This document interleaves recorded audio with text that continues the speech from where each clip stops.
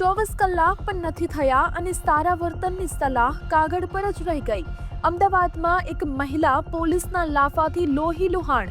મહિલા લાયસન્સ આપે છે, સાઈડમાં ઊભા રહેવાની વિનંતી કરે છે, પણ જવાબ મળે છે ઉશ્કેરાટ, ગુસ્સો અને અહંકાર. પોલીસનો આઈડી નીચે પડે છે અને પછી જે થયું એ કાયદો નહીં, ક્રૂરતા હતી.